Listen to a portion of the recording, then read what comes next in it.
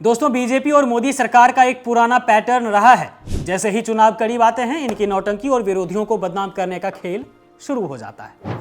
ये मुद्दों पर चुनाव लड़ना नहीं जानते हैं, इसलिए ये झूठ का सहारा लेते हैं, चरित्र हनन करते हैं और जांच एजेंसियों को पालतू बनाकर पीछे छोड़ देते हैं। आज केजरीवाल और मनीष सिसोदिया का बरी होना इसी का सबसे बड़ा सबूत है। जरा याद कीजिए इनका इतिहास बीजेपी वालों का।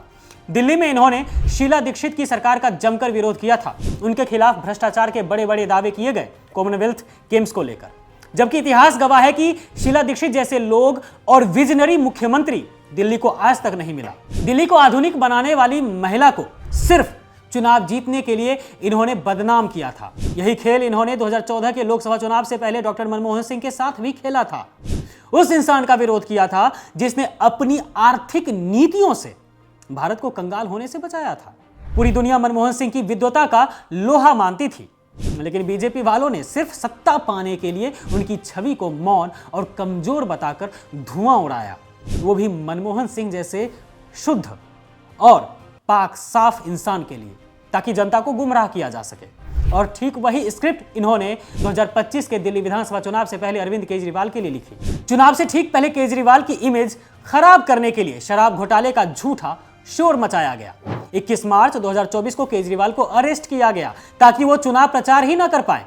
जब वहां से बात नहीं बनी तो 26 जून को सीबीआई को आगे कर दिया गया। मनीष सिसोदिया को 2 साल तक जेल में रखा गया सिर्फ इसलिए कि आम आदमी पार्टी की इमेज कट्टर ईमानदार से बदलकर भ्रष्ट कर दी जाए। हालांकि कट्टर ईमानदार वाली इमेज थी भी नहीं केजरीवाल जी के पार्टी आम आदमी पार्टी की। खैर, लेकिन आज क्या हुआ? राउज एवेन्यू कोर्ट ने 27 फरवरी 2026 को दूध का दूध और पानी का पानी कर दिया शराब वाले मामले को लेकर। कोर्ट ने साफ साफ कह दिया कि सीबीआई के पास कोई सबूत नहीं है। यह पूरी कहानी सिर्फ अनुमान पर आधारित थी। कोर्ट ने तो यहां तक कह दिया कि सीबीआई के अफसर ने जानबूझकर गढ़ी हुई कहानी पेश की और उसके खिलाफ जांच होनी चाहिए। दोस्तों, यह बीजेपी की पुरानी आदत है।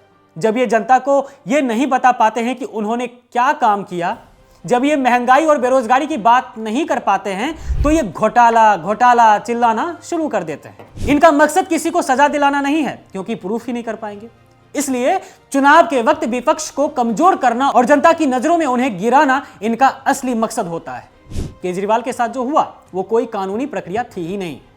वो मोदी सरकार की एक घटिया चुनावी नौटंकी थी, जिसका गुब्बारा आज कोर्ट में फूट चुका है।